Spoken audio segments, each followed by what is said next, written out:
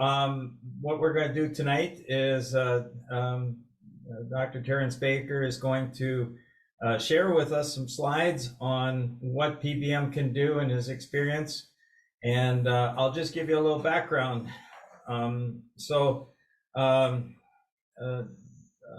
Dr. Baker is an MD, MS, and he received his MD degree from George Washington University and has been in practice for 26 years. He is board certified in his practice, family practice, emergency medicine, geriatric medicine, and forensic medicine.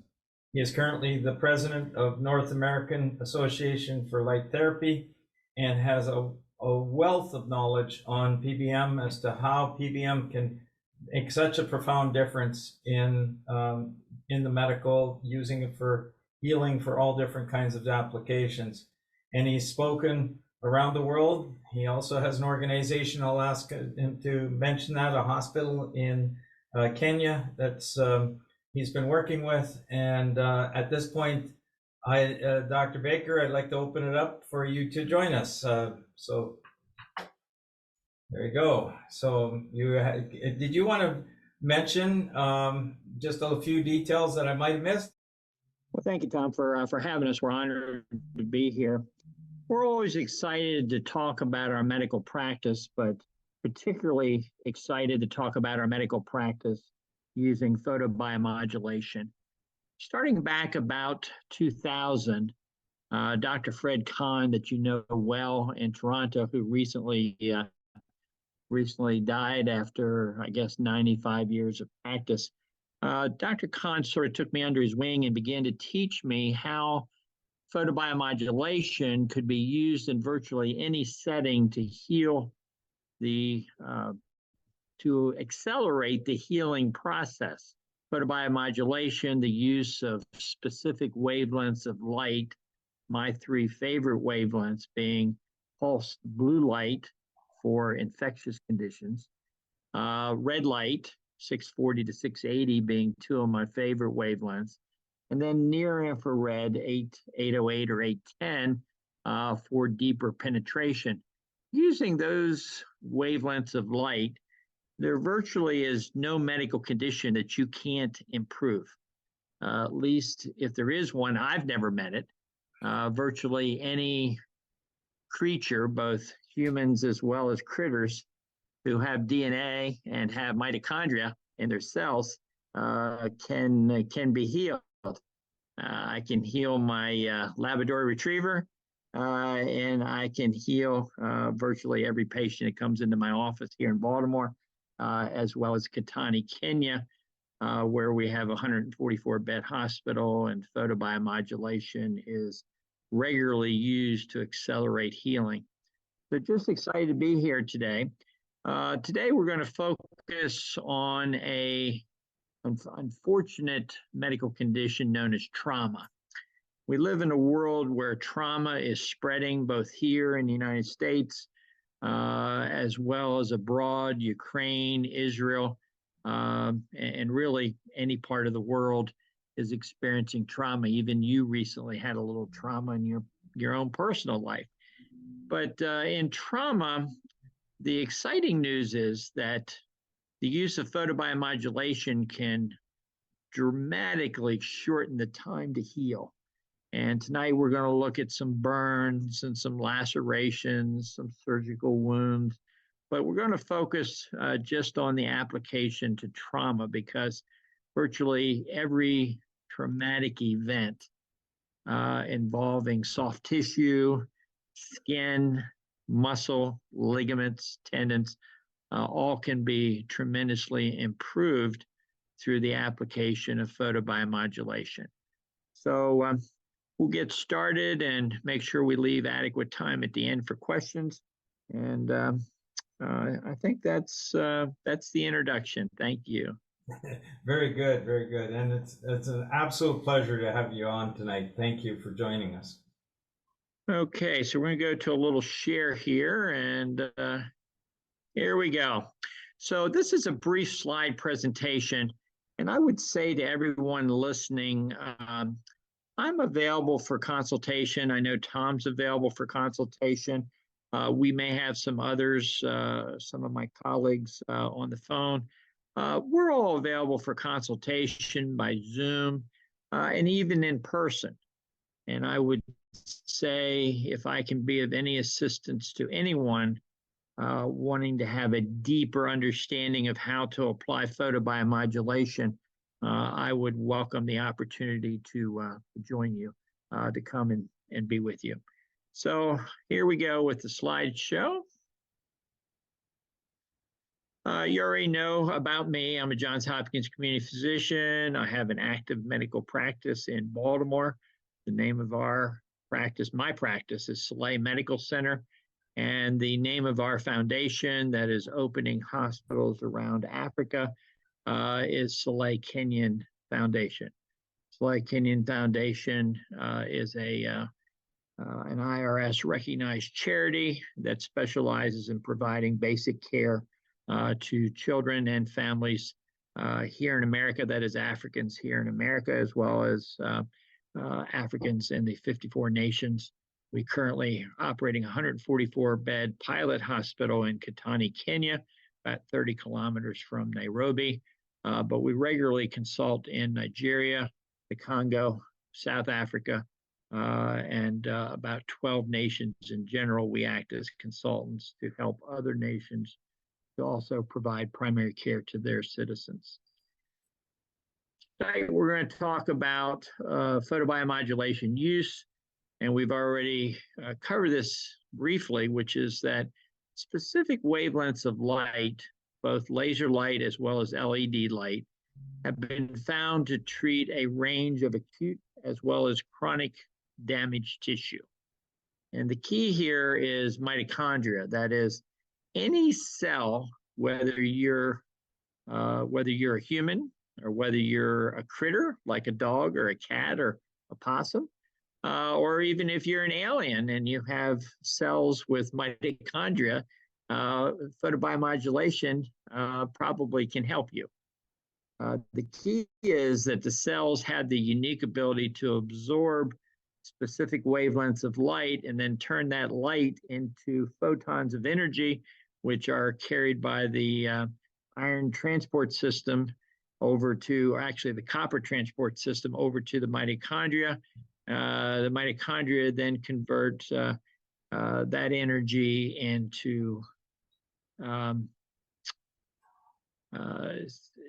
to energy that the cells can use to heal themselves. We're going to start talking about burns of any mechanism. It can be a chemical burn, it can be a thermal burn. We'll be looking a little bit later at some pictures of burns from hot water that was spilled. The treatment usually begins with 5 milliwatts through 20 milliwatts of joules per centimeter squared. Usually start with 640 to 680 nanometers alone, and then follow it with near infrared 808 to 810 nanometers.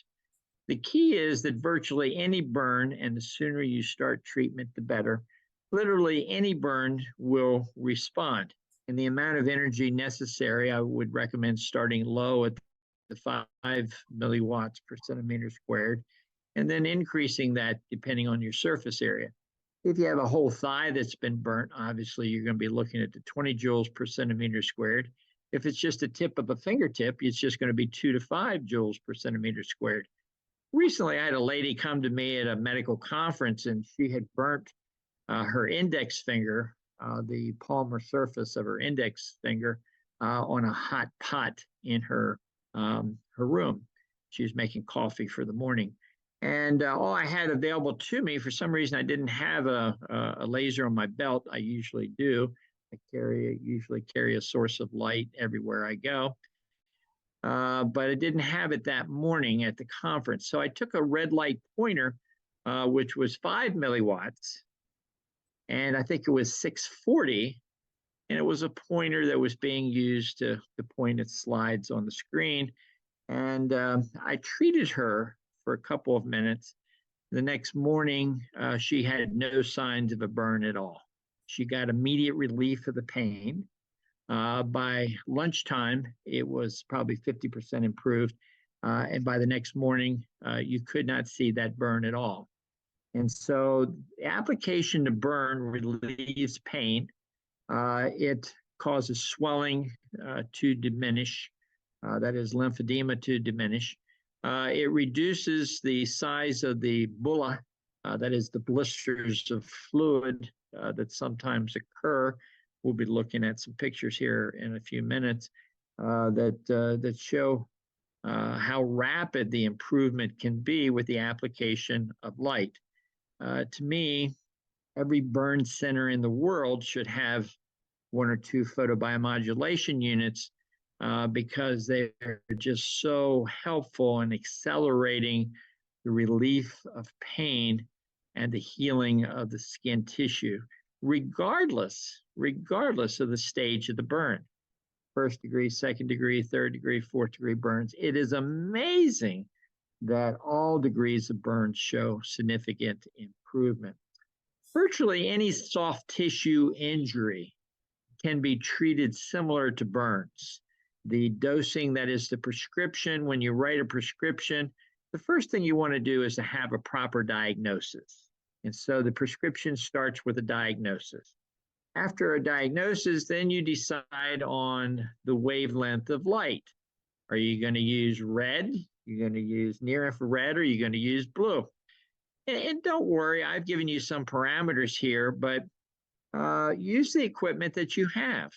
I find so many physicians, looking for the perfect equipment. It's just important that you use the equipment that you have to get these treatments started. So the first thing on the prescription is a diagnosis. Next is the wavelength of light that you're going to use. Next is the time that you're going to apply the light in order to get the proper dose. And then finally is the dose. Think of a prescription for photobiomodulation just like you think about a prescription for medication. And that's compared to penicillin. So you know that your diagnosis, for example, is a sore throat, strep. So you have a strep throat, and you plan to use a form of penicillin known as amoxicillin. So you start with amoxicillin. You write a prescription for amoxicillin 500 milligrams. And then you want to give it every 6 hours, and you want to give it for 7 days. Well, light is just like that. You want to use, what is the diagnosis? In this case, a burn. What is the treatment? Well, it's going to be red light. Okay, let's start with 5 joules per centimeter squared. You're going to use 640 wavelength nanometers because that's what you have. You're going to follow that with 5 minutes of near infrared at 808 because that's what you have. And then you're going to apply it, let's say, twice a day. You're going to apply a dose in the morning and a dose in the evening. Or if you don't have the staff to do that, you could just apply it once a day for the next 7 days. And so there's your prescription. And you can do that for soft tissue injury, contusions, bruises, hematomas. They can be open wounds. They can be closed wounds. You can have hematomas that are small, hematomas that are large. Hematomas respond very well, regardless of the source, respond very well to the application of light. You can have muscle injuries. You can have tears of muscles. You can have hematomas of muscles. You can have torn ligaments. You can have torn tendons. All of these respond well. And it doesn't really matter where the site is. The only thing about the site is that you may affect the dose. For example, if you have an extensor tendon of your index finger, you may want to start with 2 joules per centimeter squared, dosed every day or every other day for a total of 10 doses. On the other hand, if you have a Achilles heel injury, you may want to apply 10 joules, that is 10 joules of energy per centimeter squared. And you may want to do that every other day until the patient is healed, starting with red light followed by near infrared light. Let's say that you have a soft tissue injury with cellulitis. Well, that's a little bit different because you may want to use the red light followed by the near infrared light, followed by a pulsed blue light. Why pulsed blue light? Because pulsed blue light is very effective at controlling inflammation and infection, both bacterial infections and viral infections.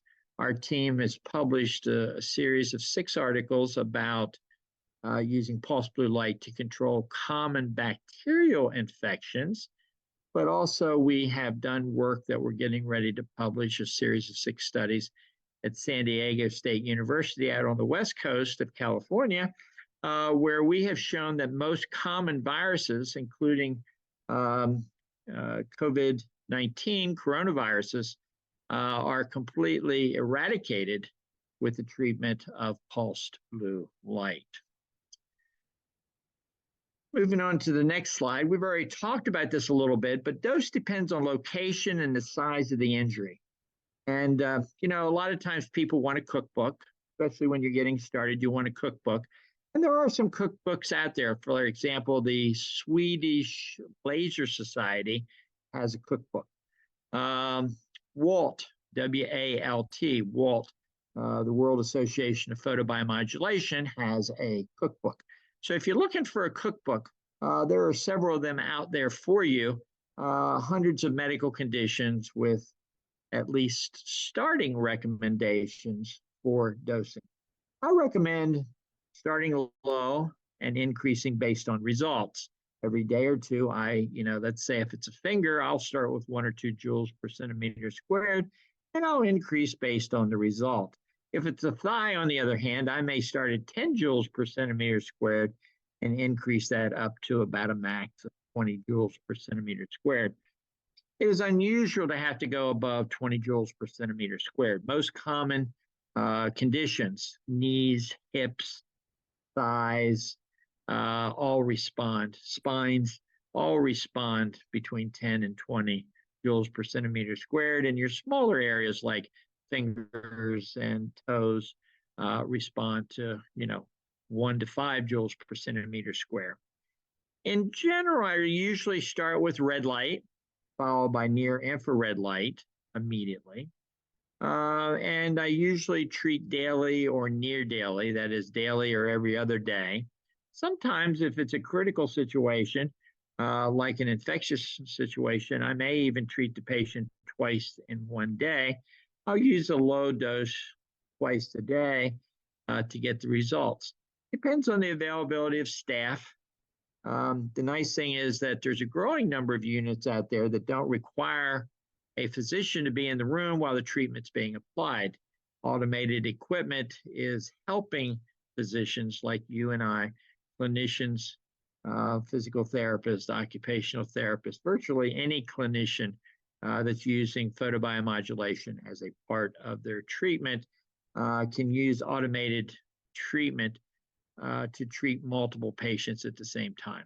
In our clinic, sometimes we'll form a little circle and we'll have 3 or 4 patients in the circle in a chair, and we'll have a diagnosis, we'll have a prescription. And so one technician can be treating 3 or 4 patients simultaneously by having patients sort of circled up and being treated at the same time using equipment for their condition. And so that's a little bit about dosing. Next is pre-operative and post-operative care. I learned this from the Russians out in Arizona about 20 years ago. Russian physicians were using photobiomodulation before all their knee surgeries and all their hip surgeries, and their infection rate was ridiculously low. I mean, it was shockingly low. They were finding that the common infections of staph and strep, pre-op and post-op, were not occurring when they used photobiomodulation, 1 or 2 treatments before surgery and 1 or 2 treatments immediately after surgery. They also found that complications of neuropathy and vascular injury and infection were greatly reduced. Also, post-operative care, we have found that particularly in diabetics, we found that dry gangrene is rapidly treated, readily treated using photobiomodulation. We've had a number of patients come in scheduled for surgery for dry gangrene of their foot and ankle. And I know this may shock you, but we're going to publish this soon. Dr. Violet Yuma, who's currently at Tennessee University. She's going to be moving out to the East Coast, and she's going to help me publish some of these results that we've gotten using dry gangrene as an example, where literally photobiomodulation can restore the health of the ankle and the foot completely over a course of several months. Head injuries of all types respond very well to photobiomodulation. Of course, you've got to rule out the possibility of an intracranial injury with a CAT scan or some sort of radiology testing. But after you've ruled out intracranial damage, headache, concussions all respond very well to photobiomodulation using red light and near infrared light.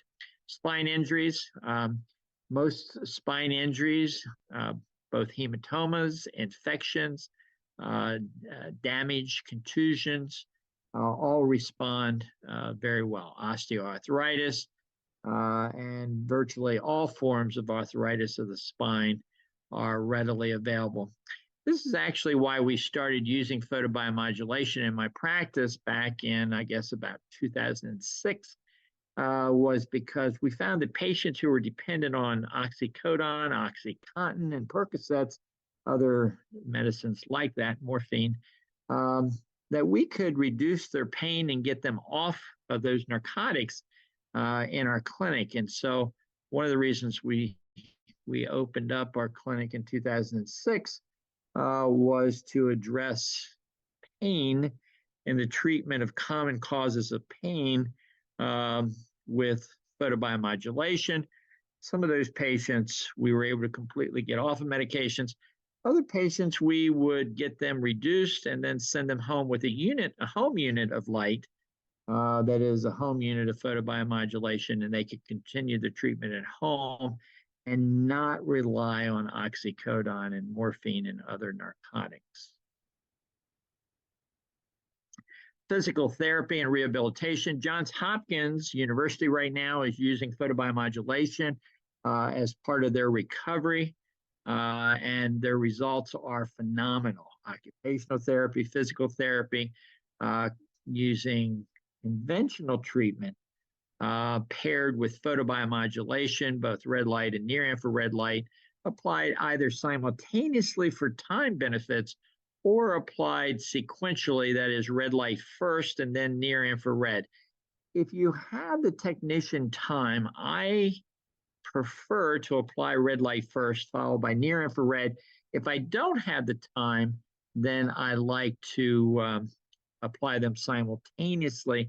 When you're shopping for equipment, look for equipment where you can either apply it red light alone and then near infrared after that, or look at equipment that can apply the light simultaneously. The tissue appears to be able to handle it, and it does significantly shorten the time in physical therapy. Next is dental and oral treatment. I've never met a dental medical condition that didn't improve using photobiomodulation. I think recently you had a colleague of mine, Praveen, Dr. Praveen, over, I think he's, where is he? He's in New York, I think in Syracuse, maybe. There we go, University of Buffalo. Fantastic dentist and tremendous researcher, and is getting unbelievable results from the use of photobiomodulation in virtually any dental or oral treatment. Okay, so that brings us up to some pictures that we're going to look at now. I'm going to stop sharing and turn it over to you. Okay, if we're sharing now, we're good? Yeah. All right. Okay, so next slide, please. Okay, this happens to be my granddaughter, actually. She was in the kitchen, and her father ended up just finishing pouring boiling water in the bowl. She's done it a bunch of times at 3.5 years old, and mixing the Jello, and this time she decided not to do it the same way, but pull the bowl towards herself. And when she did, the bowl flipped and poured the boiling water down the leg, as you can see in this picture. Pretty nasty. they figured there was some second, and do you think there's even a chance of a little bit of third here in a couple places, or what's your diagnosis? Well, it's certainly first and second, and there's the possibility of something deeper. Yeah. But this is a classical presentation. After doing this for over 25 years, seeing same and similar patients, this is a classic presentation of a common injury. Yep. And so the neat part about it, day 8 already, the scabs had fallen off. There was a full seal across, if I can call it that, across the whole area. The skin had like a layer down. Still, probably more healing was required. By 1 month, you could hardly see. There was a little bit of discoloration, and 2 years later, nothing. No scarring whatsoever. No visible scarring whatsoever. Next slide, please. This is another And burn. Tom, I could just let me interrupt you just for a second there, Tom. I can tell everyone who's listening, this seems almost too good to be true, but I can tell you that I've treated hundreds of these patients, both here in the United States as well as in Kenya. And I can tell you that this accelerated healing with perfect or near perfect, that is scarless skin, after you use photobiomodulation is common. Rarely do you have infections, rarely do you have complications, and virtually all pain is eliminated using photobiomodulation. So Yeah, that thank you, was the Tom. thing too. After the same day, I was able to get the mini canopy, which is the one that's 12 inches by 12 inches, so they could do the whole area in one shot. That's what we want to send down to Israel, to the major hospital there, so that they can treat many of the burns and wounds. But that evening, they used the canopy, and there was no more pain after that point, the mini canopy after that point of treatment. And they did it they continued the treatment ongoing for about a week and a half anyways. Next slide, please.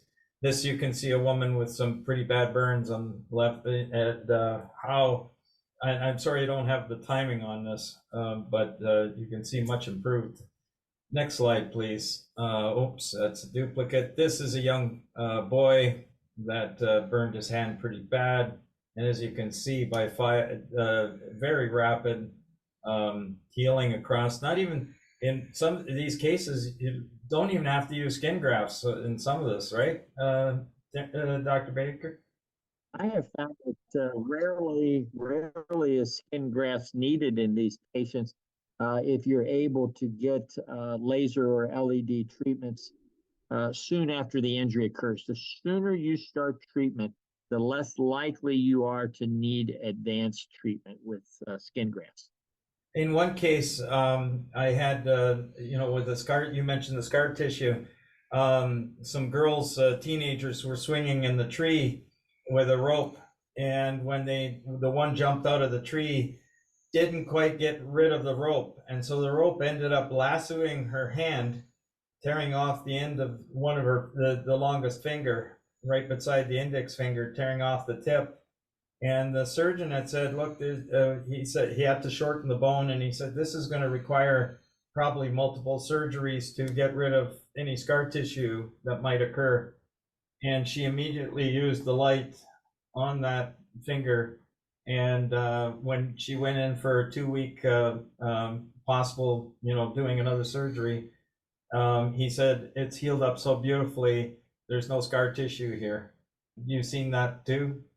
Yes, and I would just say to the audience that the results, not only for evulsions, that is the loss of tissue from fingertips and toes, but also skin tears in the elderly. As you know, skin tears can be quite huge, and the skin is so thin and doesn't seem to want to close.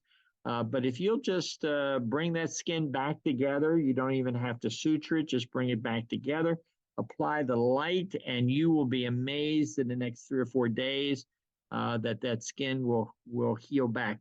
We've even taken a avulsed skin in Africa, put it back in place with some steri strips, applied the light, and the skin repaired itself just by natural reapproximation, right?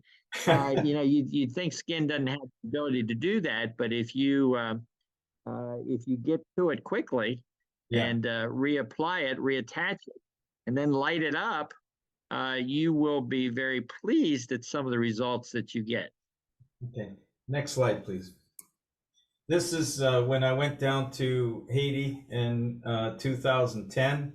And the thing why there was so many women there with second and third degree burns was because when the earthquake occurred, they work with propane stoves, and the propane is a heavy gas, so it lays along the floor. So when the women were in the kitchen and the stove marched away from the wall, tore the gas line off, and ignited, leaving a flame front along the floor. And these women had nasty burns, and they were so relieved when I used this is my light technology, prototype light technology. I was invited down there and to use it, and it was fascinating to see how many people we could help with severe pain, and just helping them to heal and see good results. So yeah, it was great. Next slide, please. This is an injury where a person's cut the tendon right off, severed it right through with a pickaxe. Went through the dirt much faster than he thought, and came around and hit him above the ankle. And you can see in 2 weeks and in 3 weeks. Now, they suggested, what would you say would be normal, Dr. Baker, for healing time normally without PBM? He's in the cast, he's going through all that stuff. What do you figure? Well, normally they would leave them splinted up, cast it up for 6 to 8 weeks, maybe 3 or 4 months before before the patient would start to be able to get around with some ambulation. Right. Well, here we go. 3 weeks. That's what I was looking, and he was treating immediately. The cast was done in such a way that it could be removed and then put back on, removed, so that it could be treated with PBM. And if we can have the next picture here, left, if we can do so 3 weeks, this is the type of motion that he was able to get already. And it was still binding in certain places and that. But at 4 weeks, if we go to the next slide, 4 weeks he was walking. And they had suggested it was going to probably be 6 to 9 months for him to be back on his feet. So you would say that makes sense. No, I mean, he in 4 weeks he was walking compared to 4 months, right? Yeah. So this is a really nasty. The person had diabetes, and the wound got very nasty, and they were going to amputate this woman's foot. And she applied they were able to get the light, and the surgery was to remove the foot was 1 week for the amputation. They rushed the light over there. They got it in there 1 week prior to the amputation, like a day before the surgery. They canceled the surgery because it looked so much better. And here we got a picture at 2 months, and I don't have the 4-month picture, but it was totally healed up, and the woman was able to walk again on her foot. Is this something? Yeah, Tom, I want you to imagine, Tom, for just a moment, that the entire foot looks like that heel. We've had patients come in with the entire foot that looks like that. And what happens is it takes a little longer. Okay, it takes 4 or 5 months, sometimes even 6 months, to go from an entire foot to a foot that the patient's able to start using. And by 9 months, these patients are healed. They even grow back the skin. They not only grow back skin, but also the hair follicles. They grow back improved vascular systems. And so if you can imagine an entire foot, and you can imagine 6 to 9 months of treatment 2 to 3 times a week, 20 to 40 minutes of red light followed by near infrared light, you can heal entire feet and ankles just like you healed this heel. Yeah, it was so beautiful. They were so thankful to be able to walk. And I understand that, you know, when a person with diabetes loses one foot, a lot of times it's not a long time before they have problems with their second leg, and then usually they give up hope. You know, so next slide, please.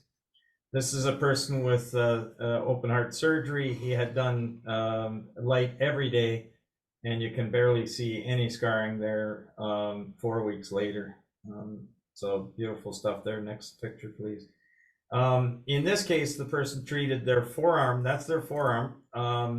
And you can see it looking really nice. Now, they didn't treat their leg. They only treated their leg once a week. But you can see that the forearm is far better healed than the once a week treatment down along the thigh. Unfortunately, the lighting is not perfect lighting, so it's harder to see. But anyways, next slide, please. And this is me. I decided to walk forward, and there was a little higher ground, a little elevation of concrete, which I didn't notice, and took me off guard because I was just turning at the same time. So I went flat and my head bounced off the concrete. I broke out my front tooth. It was really a mess. And well, I was able to 4 days later have a better looking face. And there's no evidence of any of that gone on. So next slide, please. Okay, that's it. We'll cut the slides. Okay, so now what I'd like to do is just for a moment, Dr. Baker, we're just going to go for a little bit of advertisement on our products, and then we're going to open it up to question and answers to and we'd love to have you comment to many of these questions and answers. So great that you could be with us here. Okay, so I just want to show you some of our products. So we have several different Palm devices. We have basically what we call the Palm Professional. And then we have the Palm Ultimate, which is 25% more optical power. So it has the 660 nanometer wavelength, which you can see the light going right through my hand. It has the 810. Now with the 810, you can barely see it in this thing. But if we had, excuse me, if we had a near infrared camera, we'd see it just blowing right through my hand. But it actually would be right now, but our eyes can't see it. That's so the Palm Ultimate is just 25% more optical power, which helps us get just a little bit deeper and possibly a little faster treatment. So you could save some time by, your dosage time by 25%. So you can save some time that way. Then we have, we have the Professional, the Ultimate, and then we have the Super Palm, which still has the 660 nanometer, which we recommend, and you mentioned it too, it's a really good wavelength for a lot of different things. Now, it may not reach the depth of the joint if you're trying to treat a hip or a shoulder or some of these deeper areas, but it has such a profound effect on the blood. The blood can carry it much further than the area that you're treating. So there's a systemic effect there. But this one has the Super Palm has the 810 and 1050. Now I'm looking at the 1050 and I can't see anything there. All I see is one tiny little red light, but if you look up close, the camera is picking up the 1050 nanometer. The one thing I want to point out to our audience here is that we have a very uniform light output. So with that uniform light output, that makes it for very easy and safe because there's no hot spots across the full area of 3 inches in diameter. So no hot spots. When you put that against your skin, we've designed it with these little knobs on there, and what that does is allow some airflow go through. So it just keeps it a little cooler because we have quite a bit of energy. With this here, because of the amount of energy compared to many of the devices out there, you don't have to spend very long on one wavelength, let's say the 660, and then to follow up with the 810 or 1050 right after that. So because of the optical power, you can save time, but also you can treat multiple spots.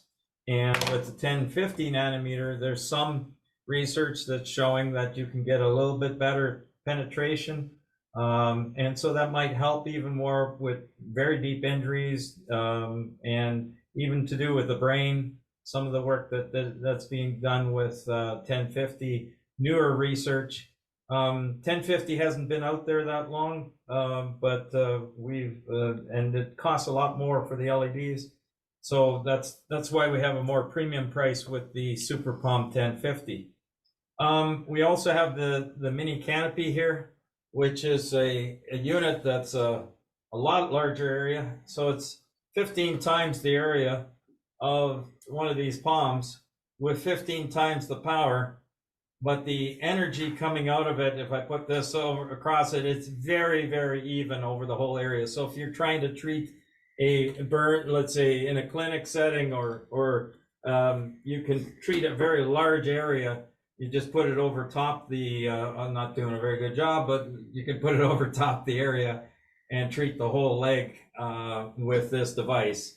So this has the one wavelength, which is the 660 nanometer, and also the 810 nanometer. And we have this also under special order with 1050. We're hopeful that some units that we got on their way to Kenya will be able to be utilized soon down there with Dr. Baker's work, and we love it. How PBM could be helpful. I'll show you one other device here. This is what we call our helmet. So this just gets lowered on top of the patient's head like that. This is the front here. There we go. And it has the two wavelengths as well. It has the 660 nanometer, as you can see coming out of there. And it also, so if I turn that on, you can kind of see that's nice. And there's the 810, which doesn't look very, very bright. Well, it's hard to see, but it's coming out of there because of the very bright light that we have in our studio here. It's a little harder to see, but there's the 810 coming out of that. So that's our collection of light device. Oh, and we also have the large canopy, which is happens to be 6 of these. So that's in a 2 foot by 3 foot area. So 3 units long, 2 units wide for our full area. So the prices are up on the chat area. Okay, so that gives you a little flavor of what we've got, and now we'll go to questions and answers. So I've got Patrick So is our first question, and thank you, Patrick, for your question. So I had a small hole in my eardrum, on my eardrum, and had frequently infections. Would PBM help? What wavelength, dosage, and frequency and method of application? So I'll just start off and just say that the palm light is very easy to use to get the light there. As a matter of fact, we've also used this for tinnitus or tinnitus, however people pronounce it.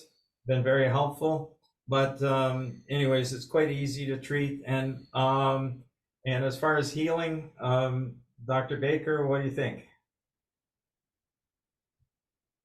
I've had success with both red light alone and red light and near infrared light alone, depending on the instrument I had available. So the answer is yes. Number one, photobiomodulation works.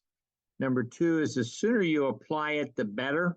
That is, the older the injury to the eardrum, the less likely that the PBM will have maximum effect. So the earlier you get to it, the better.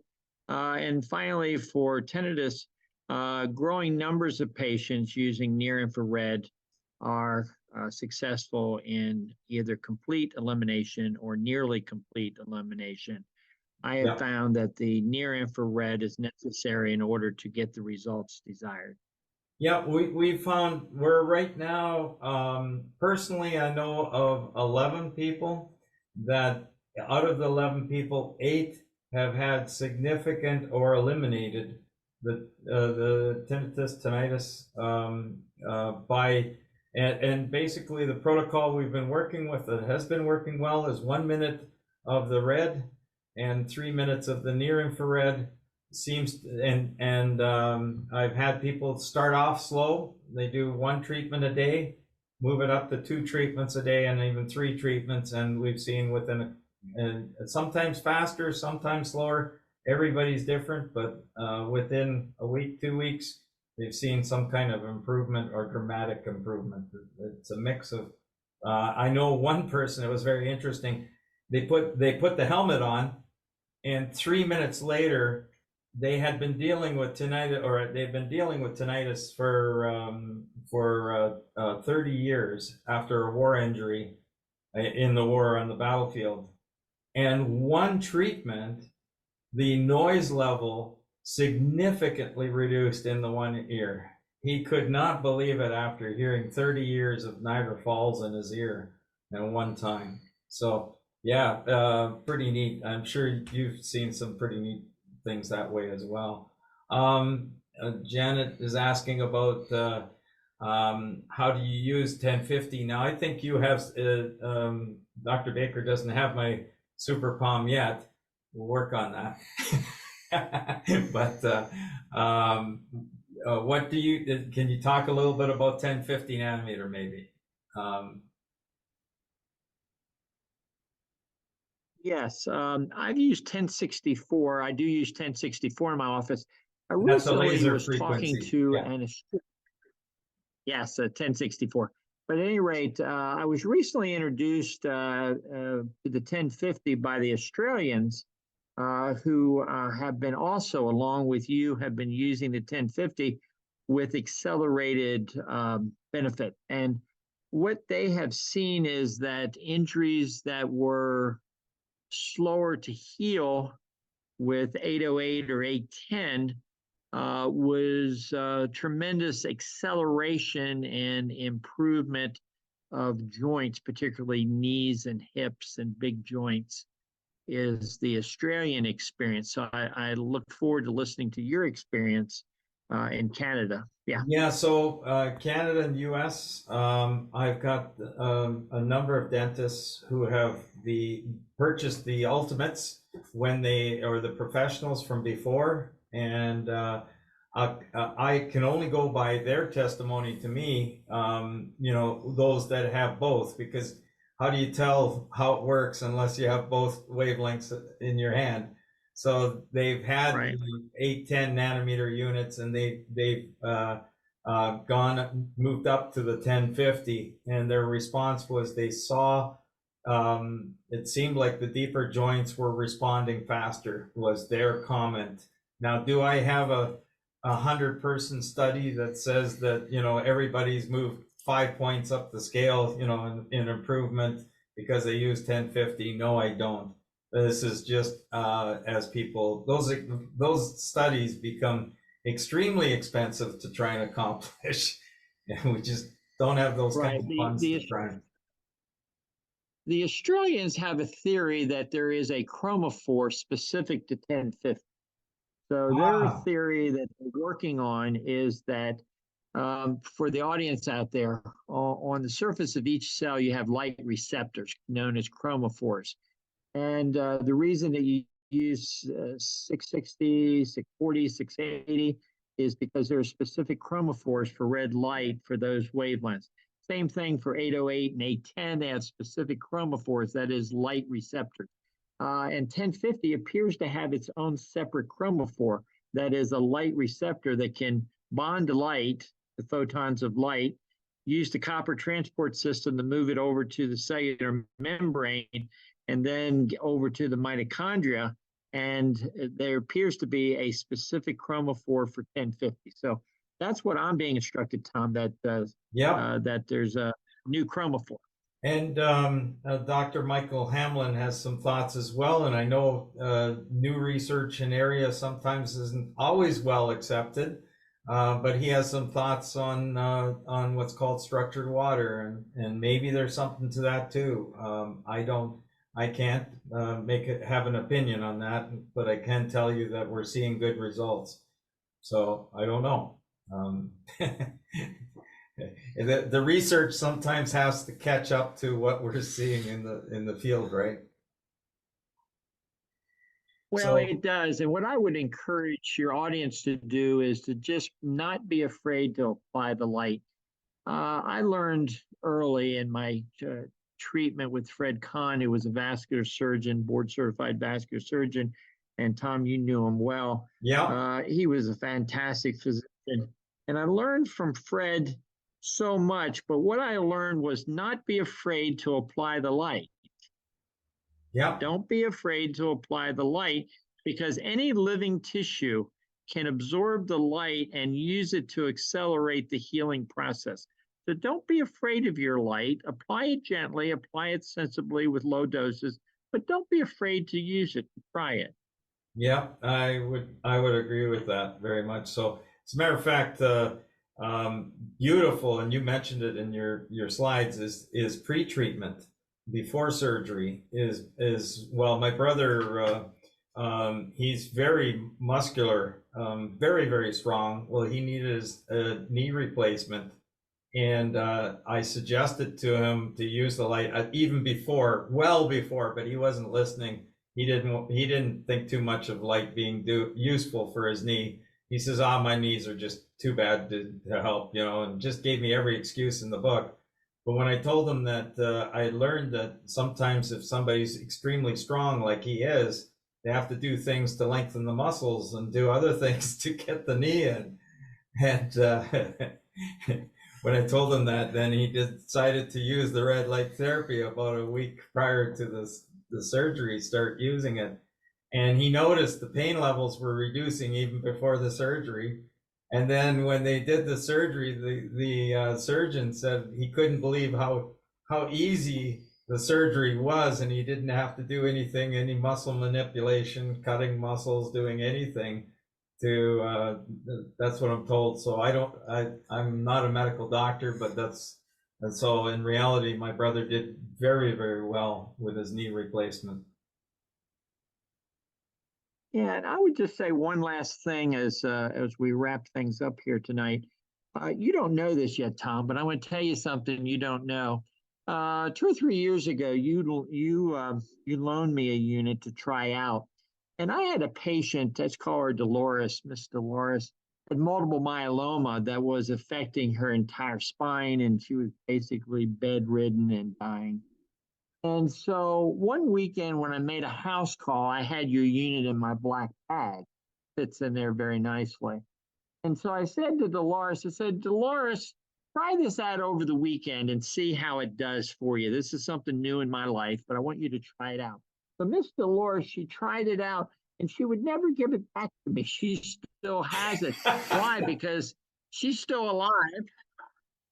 She's still alive and she's mobile because she's using that palm to treat her pain and keep her moving.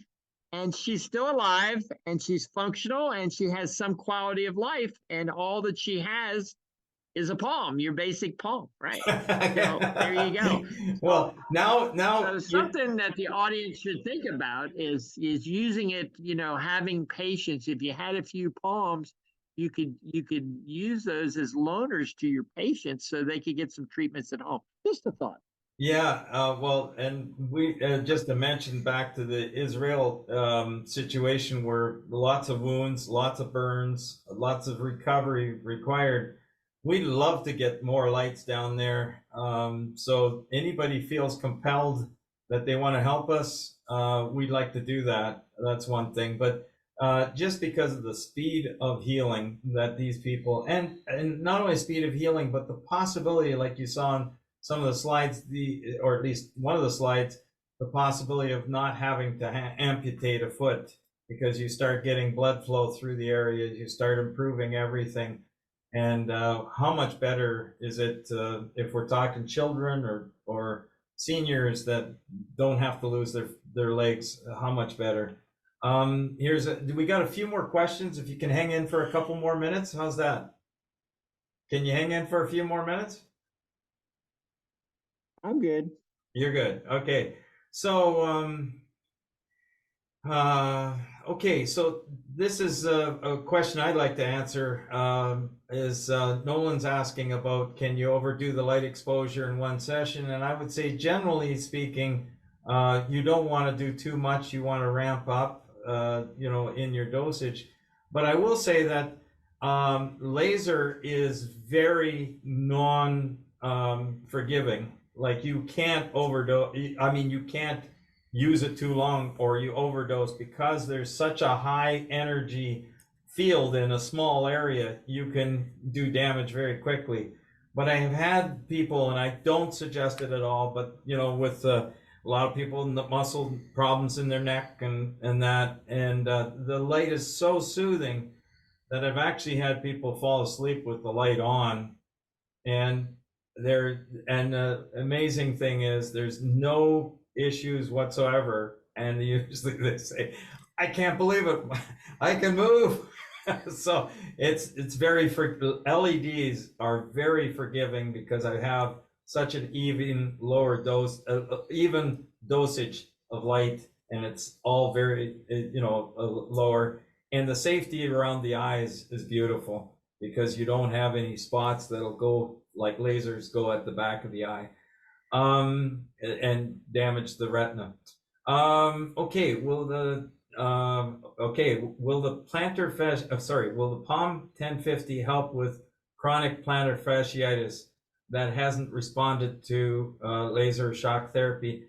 I can tell you that one of the individuals that's a politician of one of our in Canada had fully recovered from really bad plantar fasciitis, and he was a runner and couldn't run and wanted to run the marathon, and ended up using the light on the Super Palm 1050 on his foot, and blew him away that he was able to go and re-enter for the marathon, and was able to do a half marathon. We have them posted on our website that totally turned his foot around.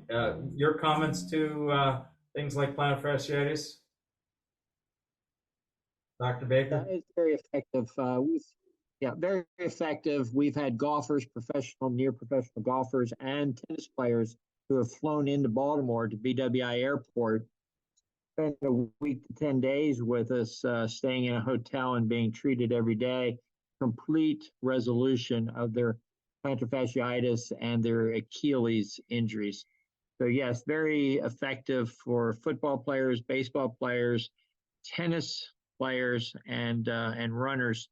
Very, very effective. In fact, I don't know of any treatment more effective. Excellent. So just a repeat question there with the ear. I'm finding that the palm unit, 1 minute with the red and 3 minutes with the near infrared has worked very well. And I do know that one person, although I did tell them to do just looking at a 3 minute treatment, they took it home and they did on tinnitus. They used the light for 20 minutes. And I like, again, I didn't suggest that, but they decided to do it. And when they did, they were their tinnitus is significantly improved. Very, very happy to have such a dramatic effect. But it was a longer treatment. But again, because there's no hot spots in this light, it's very forgiving. Good question here from Janet. How have you used near infrared for pancreatic gallbladder insufficiency or inflammation? I'm sorry, I can't answer that question. Is that one that you can answer for me? Yes, we use 808 or 810 wavelength for treatment of kidney stones, gallstones, gallbladder inflammation, and it's also recurrent urinary tract infections. We also use the 808 to 810 for menstrual irregularities, that is painful menstrual cycles, menstrual irregularities, ovarian cysts.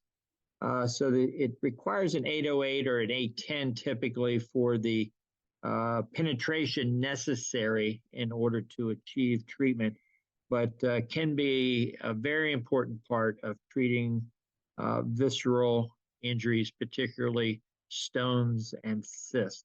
But again, you need a proper diagnosis. One of the things that yes, one of the things that's so important is you must have a proper diagnosis in order to get a professional result. For example, again, I tell you that light is like a prescription of medication.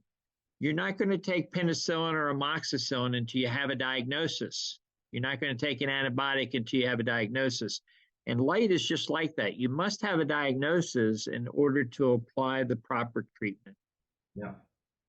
Okay, I got, thank you for that answer. And now I got, can this be used to heal pneumonia? Well, I'll say my part. So I had, in January of 2022, by the way, we're going over our hour period, but we're almost finished. We're almost caught up with the questions here. So we'll call it very shortly here, quits.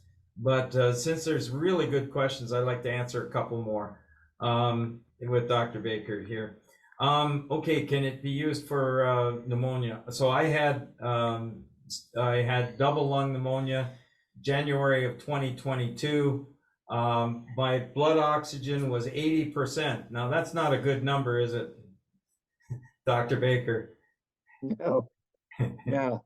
That's pretty rough. They did x-rays on my lungs and they said that I had really bad double lung pneumonia, and they gave me some script with some antibiotics and said, go home and we hope that this helps you.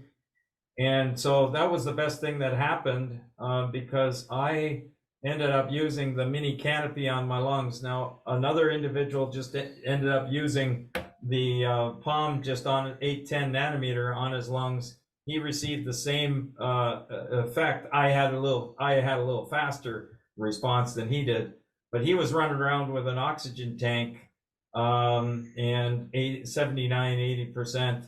And within a couple days of using the light, his oxygen levels increased, and he was feeling much better. And within a week, he was much better. For me, it took me in 2.5 weeks. I still had problems. Everybody's different, but in my case, I started coughing so bad I didn't know what was going on. I thought I was actually maybe getting worse.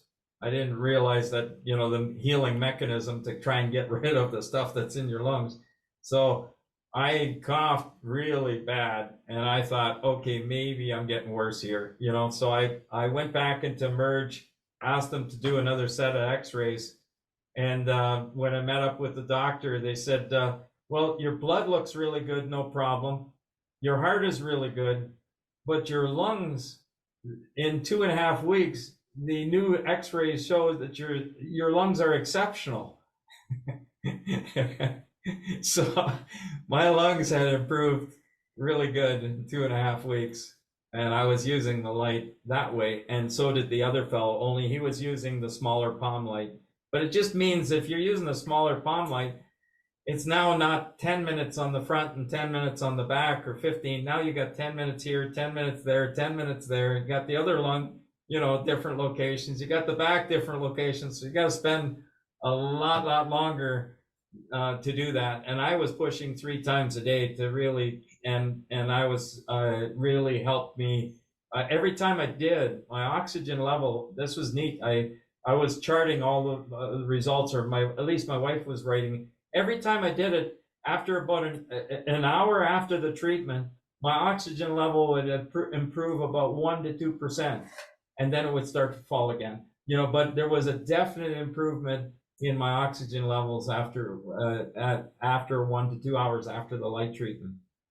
So here's another quick question here. I am having ACL surgery next week. I'm very interested after hearing this information. I don't know if I can afford it right now. What can I do? Okay, Leslie, let's try and talk and see what we can do. Okay. And okay, here's another, I'm bouncing around a little bit. Patrick, what is the name of the book that has the dosage recommendation? That was through Walt, right? The book. Yes, the world is, yeah, NAALT. You can go online right now, Google it. The World Association of Photobiomodulation. And they will provide that information to you. And then the Swedish Laser Society, you can also Google them, and they'll give you access to their library, which is the most extensive library in the world of photobiomodulation articles. And they also have recommendations, suggested recommendations for getting started treatment of over 1,000 conditions. Okay, thank you, thank you. I got another comment. Cheryl, I can't answer this one. I don't know if it's possible, but can PBM be used for reduced hearing loss? What do you think? Yes, it's been reported by patients that that it can be. It number one depends on a diagnosis. What is Right. the cause of the hearing loss? All hearing losses aren't caused by the same mechanism. And so number one is you have to have a proper diagnosis. The answer is yes. A significant number can be improved or nearly improved using PBM. Yeah, obviously, if it's fatal, I don't know what the proper term is, but fatal damage to the ear, you're not going to revive that ear. But when it comes to, sometimes a person can, let's say another condition is fluid in the ear or built back up through the eustachian tubes, and you can't hear anything for a very long time. Well, it's possible, and it could be even years, right? So, and then it's pretty neat to be able to use light and have improvement that way. I've definitely been able to see that. One other indication, we're talking around the ear. One individual was 85 years old, and he had an infection that he had for 60 years on his skull that kept eating away. They kept doing surgery, and the infection never left him.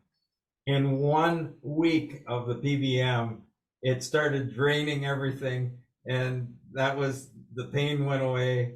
And he says, I can't believe it after all these years that this has made such a difference. I mean, he's a senior guy, to have that all his life, or a huge part of his life, and have multiple surgeries and all that, not getting that cleaned up and to be able to heal. He was blown away. I think that's it for the well, there's a couple other, but we're into our extended time now. I encourage people to go to info at SunPowerLED and pose your questions there. And if you can email us, I can always forward Dr. Baker. If there's something that you'd like to ask him. I'm sure you'd be willing to answer a question or two that comes your way. Absolutely. Yeah. Well, I want to thank everyone for joining us. I want to thank you, Dr. Baker, for coming on tonight and sharing with us. How many years have you been involved with PBM now? Fred Kahn started teaching me around 2000, and I actually opened my own clinic 2006. So we've been continuously on a daily basis been using photobiomodulation since about June of 2006. Okay.